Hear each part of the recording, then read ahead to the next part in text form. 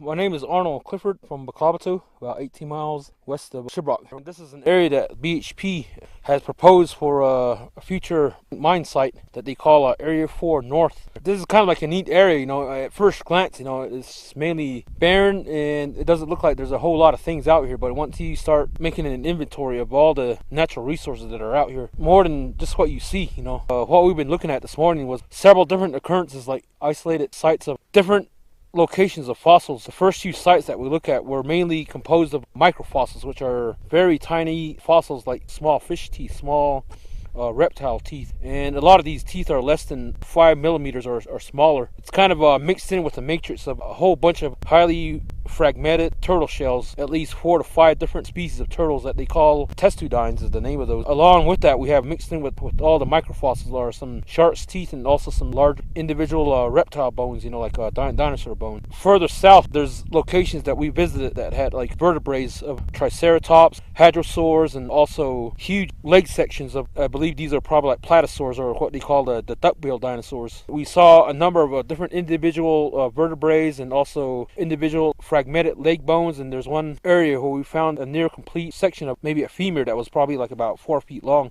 Just to the west of that, we saw kind of like remnants of petrified forests. These are stumps that were in situ. They're still sitting in place in the same orientation as they were when they were standing. So that's kind of neat to see all those different stumps in that region. Species that occur here there's different ones. They're more than likely, a lot of these are probably conifers. Certain areas we'll find different types of poplars and also what they call palmwood as well. This region here used to be like swamp here with huge forests with a lot of braided streams and maybe some estuaries and bays that are kind of bodies of water coming off of receding ocean from the Cretaceous age. On our way back, one of our last locations that we looked at, we saw a number of scattered turtle shells and also some other vertebrae of other reptiles, and then also we found a few remains of a sharp vertebrae. This whole region here, by this short walk here, it can kind of give you an idea the density of fossilized bones that are still out there, within this proposed mine site area. And this is only a small area that we checked out. If you walk much further, it's pretty much common throughout this whole area. It's all over the place. And to me, I think it's very important to study these because this is kind of like our heritage here. It's also part of a